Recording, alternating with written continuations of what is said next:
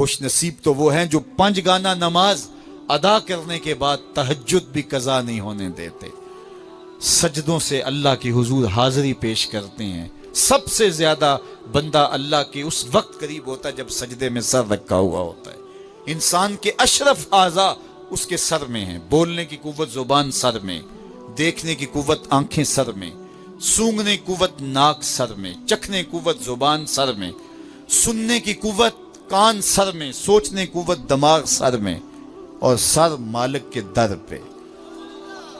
ناک بھی رگڑ رہا ہے، پیشانی بھی رگڑ رہا ہے، اور زبان سے کیا کہہ رہا ہے؟ سبحان ربی الاعلی، مالک مجھ سے نیچے کوئی نہیں، تیرے سے بالا کوئی نہیں۔ انسان کو بندگی کا ذوق جب نصیب ہو جاتا ہے، جب اس کے حضور بندہ جھکنے لگ جاتا ہے، تو پھر وہ کسی کے آگے نہیں جھکتا۔ وہ ایک سجدہ جسے تو گراں سمجھتا ہے، 1000 سجدے سے آدمی کو دیتا ہے نجات۔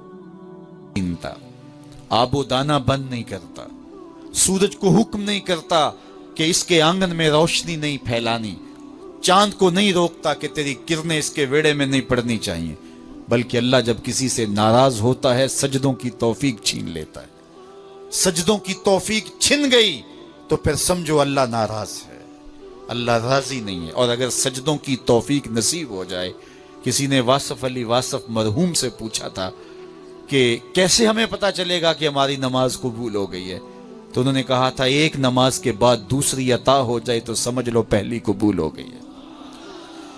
تو نمازوں کا نصیب ہونا یہ اللہ کی رضا اور اللہ کی خوشنودی کی دلیل ہے، اور سجدوں کی توفیق کا چھن جانا یہ اللہ کی ناراضگی کی دلیل ہے۔ میں اور آپ دیکھیں کہ ہم کہاں کھڑے۔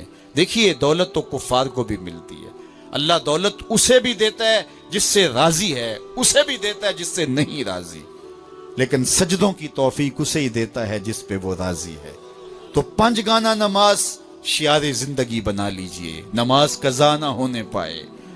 قیامت کے دن بے نمازی اس صف میں کھڑا ہوگا جس صف میں نمرود کھڑا ہوگا، جس صف میں حامان کھڑا ہوگا، قارون کھڑا ہوگا، شداد کھڑا ہوگا۔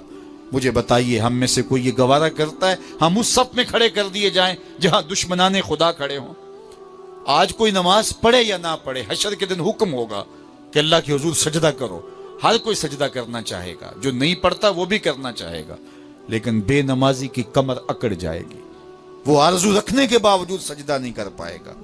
قرآن بتاتا ہے کچھ لوگ جہنم کو دھکیلے جا رہے ہوں گے، انہیں کچھ لوگ پوچھیں گے ما سلککم فی سقر، تم جہنم کو کیوں جا رہے ہو، کیا ہوا تمہیں؟ تو وہ جواب میں کیا کہیں گے؟ لم نکو من المصلین، ہم نماز نہیں پڑھا کرتے تھے۔ سب سے پہلا حساب قیامت کے دن جو بندے سے لیا جائے گا وہ نماز کا لیا جائے گا۔ پہلا سوال بندے سے یہ ہوگا۔ یا چڑیاں بھی رب کی تسبیح بولیں اور اشرف المخلوقات سویا رہے، جب صبح کا وقت ہوتا ہے حشرات الارض بھی بلوں سے نکل کے رب کی تقدیس کے ترانے پڑھ رہے ہوتے ہیں۔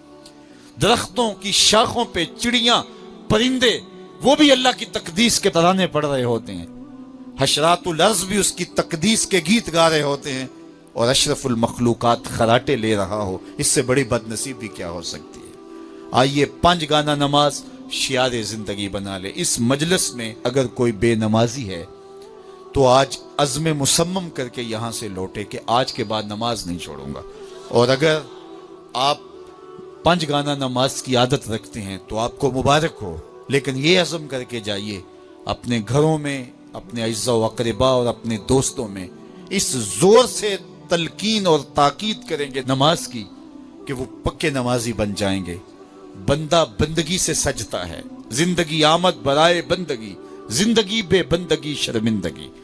اگر زندگی میں بندگی نہیں تو زندگی کے پلے ہے کیا؟ علماء نے لکھا ہے کہ یہ سارے درخت حالت قیام میں ہیں، چوپائے حالت رکوع میں ہیں، مینڈک تشہد میں ہیں، اور حشرات الارض سجدے میں ہیں، اور انسان اشرف المخلوقات ہے۔ اس کی عبادت میں درختوں کا قیام بھی رکھا گیا، اور رکوع بھی رکھے گئے، اور سجدے بھی رکھے گئے، اور قعدے بھی رکھے گئے، اس لیے تاکہ اس کی عبادت تمام مخلوقات کی عبادات کی جامع بن جائے۔ لیکن اس کے باوجود اللہ کے حضور سجدہ ریز ہونا پسند نہ کرے تو بتائیے کیسے رحمتیں اس کے اوپر اتریں گی؟